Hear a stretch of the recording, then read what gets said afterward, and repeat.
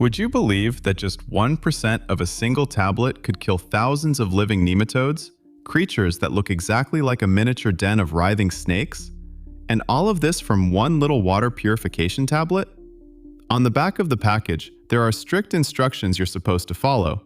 For this experiment, I happen to have some dirty lake water ready to go.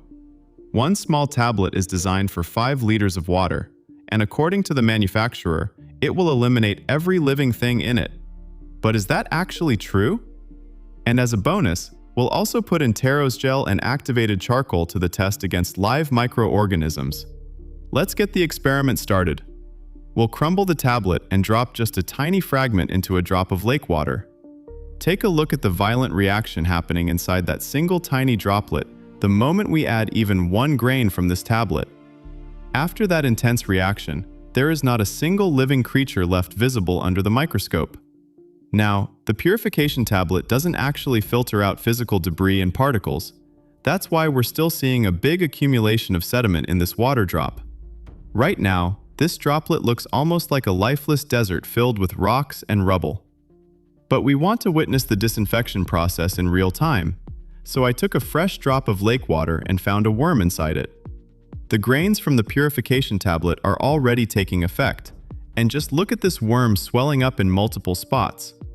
What you're watching right now is the active release of carbon dioxide bubbles, produced when the tablet's active chlorine compounds react with the organic acids in the worm's body.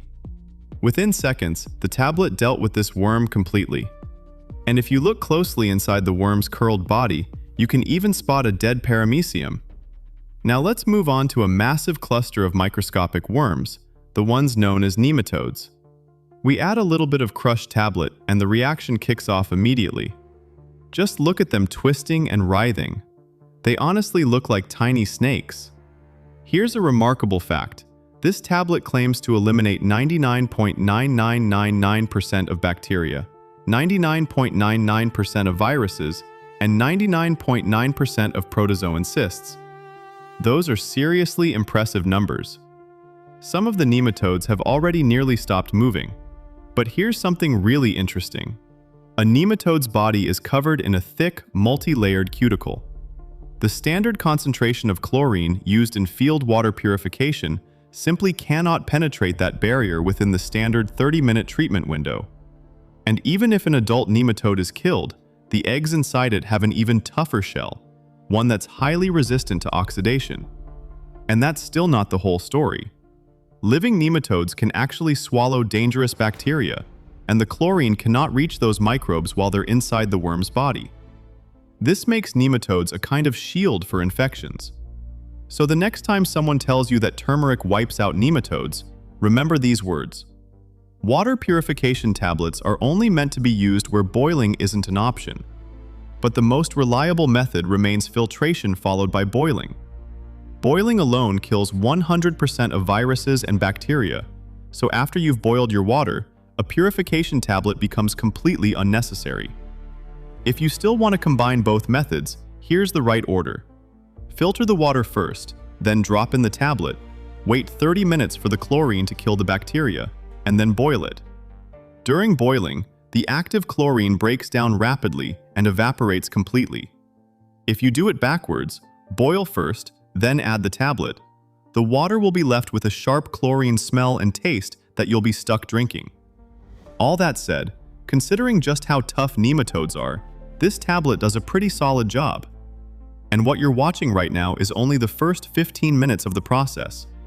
As the living nematodes move around, they're actually stirring the active compounds from the tablet through the water droplet, and their movement is amplifying the tablet's effect.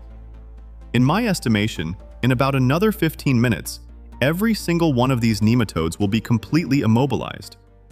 The water purification tablet delivered a genuinely impressive result, better than I expected. And this is from just a couple of tiny grains working on a single droplet.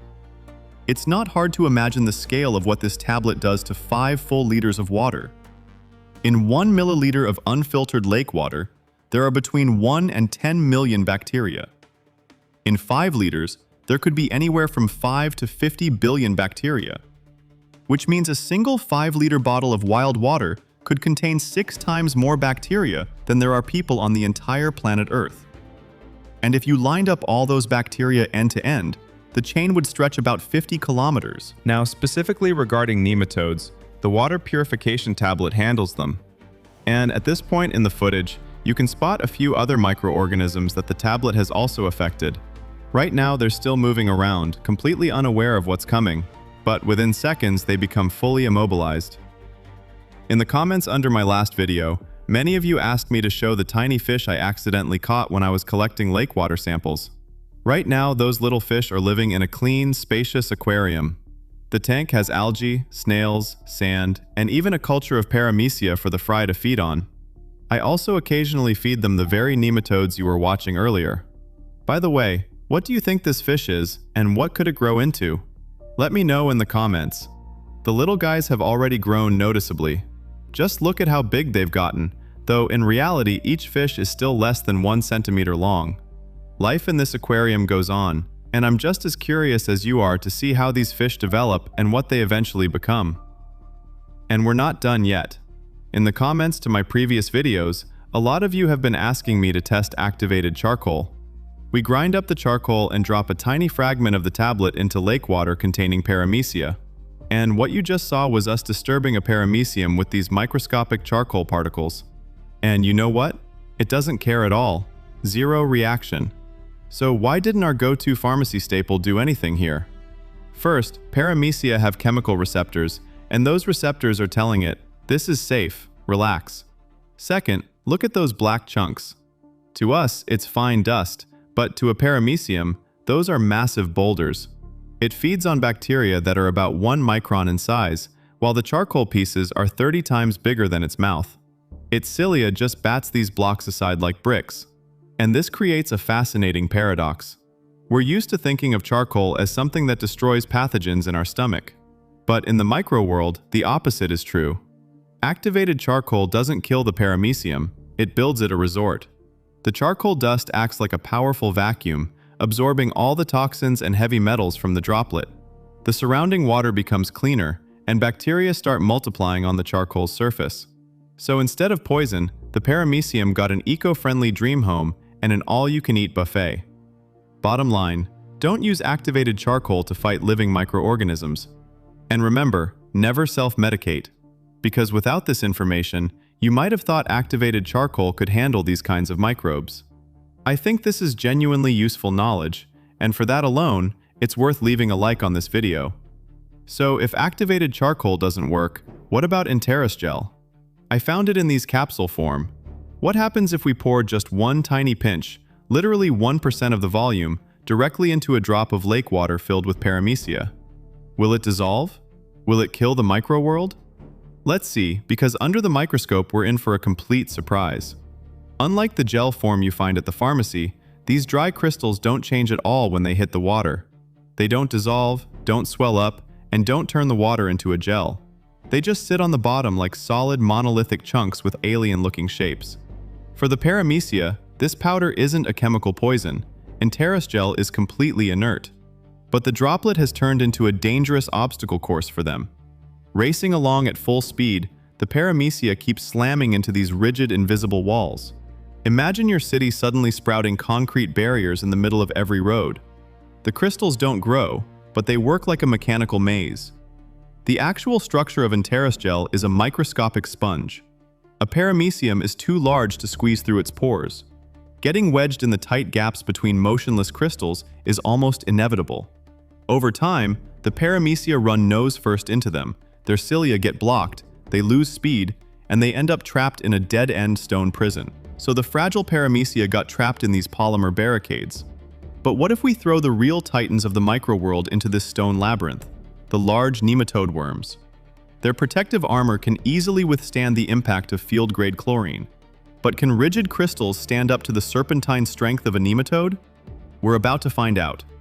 And sure enough, the paramecium, just as I said, has gotten stuck in these stone jungles. And right now, we're about to witness some serious action. A nematode's power comes from its rigid muscles and its constant twisting motion. When the worm hits the motionless crystals of the powder, it doesn't even consider stopping. The nematode literally starts pushing and smashing through the barricades, ramming its way through with its head. To the nematode, these supposedly indestructible crystals aren't a deadly trap, they're just a pile of rubble in the road. It shoves the polymer chunks aside with its body and keeps right on swimming. In this battle, the pharmaceutical sorbent was completely powerless. The worms came out absolute winners once again. What do you think? Let me know in the comments.